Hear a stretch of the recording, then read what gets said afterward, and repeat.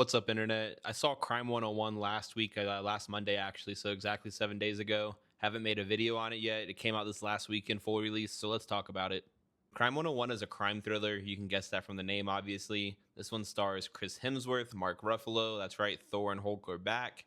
We also have Halle Berry, Barry Keoghan, Monica Barbaro. It's a pretty stacked cast, honestly. A pretty good cast here overall. And the main person we're following here is Chris Hemsworth. He is the robber, the person who does all the heists, robs a bunch of like jewels and stuff throughout the film. He's our main guy in this. He commits most of his crimes along the 101 freeway, which is actually why it's called Crime 101. When I first saw the posters for this, I thought it was just like a generic name, like it's a class out of college, Crime 101. But after they said the term 101 like 3 or 4 times in the film, I was like, oh, that's why it's called 101. Overall, the Crime 101 was a mixed bag for me. I do like a lot of aspects of this film, but there are like some things that bring me down on it.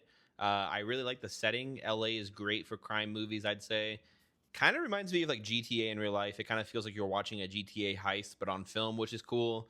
Like LA is a great setting for a film like this. A lot of the chase scenes around the city remind you of GTA also, especially like with motorcycles. Barry Keoghan's character drives a motorcycle. Those really feel like they're like right out of GTA almost. With that being said, though, even though I do like these chase scenes and a lot of these scenes we're watching, a lot of the shots did kind of feel like repetitive throughout this film.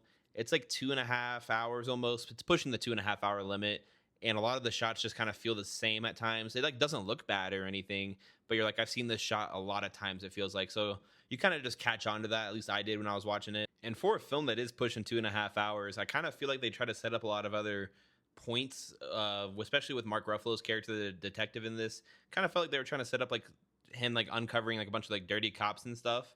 And there were some things we just like didn't get closure for. He had a partner in this film that kind of just disappears, and I kind of feel like there's a 3 hour cut of this film somewhere where they like went into more side plots going on that we just didn't get to see. And for me, I kind of noticed that as I was watching it. Like I was like, some of these characters I expected to see at least once again just never showed up again. But hey, even though some of these side characters kind of disappear out of the film, the main performances we got, I thought they were pretty solid. Chris Hemsworth is pretty good in this. It's kind of funny watching his character be so shy around Monica Barbaro that all he can do is say yeah, like he's John Wick. Mark Ruffalo playing a detective, he's really good at that. He's done it before. Seems like a role like meant for him almost. Halle Berry's pretty solid in this, and Barry Keoghan just playing that chaotic energy. That's always fun to see. So performance-wise, I thought this was really solid. I just wish the script was a little bit better overall because I wasn't really a big fan of how this ended, and that kind of brought me down a little bit more on the film. So, like I said, the ending did bring me down a little bit. This one ends up getting a 3 out of 5 from me. Crime 101 is a pretty solid crime thriller with a beautiful setting of Los Angeles for what's going on here. Pretty good performances all across the board.